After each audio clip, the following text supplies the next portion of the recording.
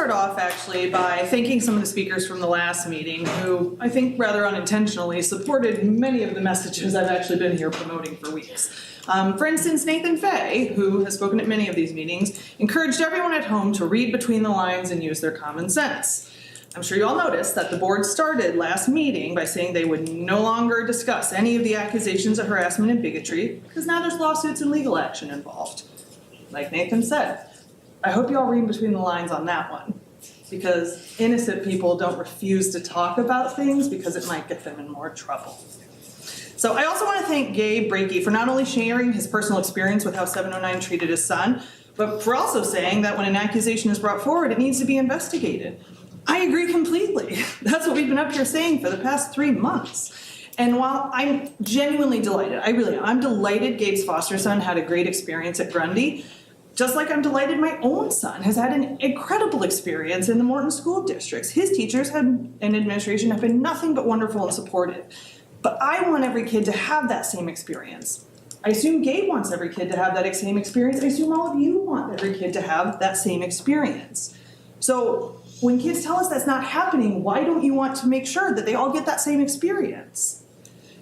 What I'm genuinely asking the board, and many of you at home, is why you don't agree with an external investigation into these accusations.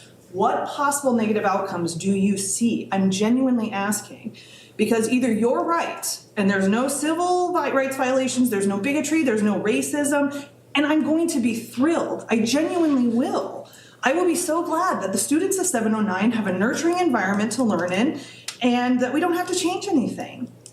But what if that's not the case and we find out there are actual issues and we have an expert give us recommendations how to fix those?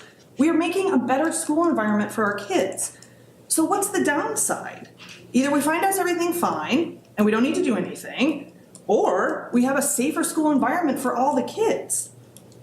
The only risk I can really see us running here is that some people might get in trouble. So, once again, reading between the lines, why are we pushing so hard to not have an investigation? What are we hiding when there's no downside to investigating it and getting the truth? I hope I'm wrong. I really do. I hope you guys prove me wrong. I will come up here and I will eat my humble pie if that investigation shows no problems, and I will say that I had it wrong. But we won't know until we actually investigate it.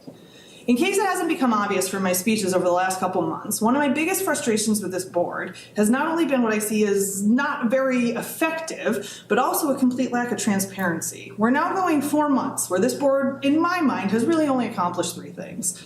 Still ignoring some really worrisome accusations of bullying and bigotry from students, attending a conference and then talking for 30 minutes about what lectures you went to instead of actually addressing all the things we're coming up here asking you to address.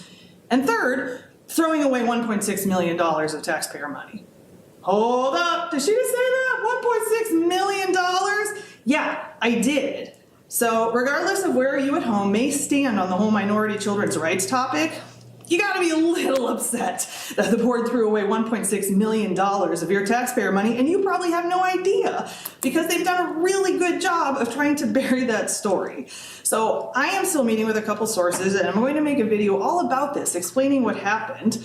So you can go to my Facebook page if you want to watch that video, or you can email the board and ask them, and maybe they'll reply to your emails.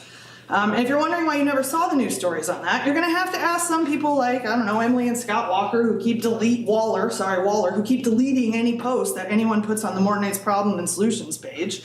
And if you want to actually see these stories and see the things happening in the Morton district, might I recommend the Morton Town Forum group where that news will not be censored. So until next time, I do genuinely hope that everyone here has a terrific holiday season.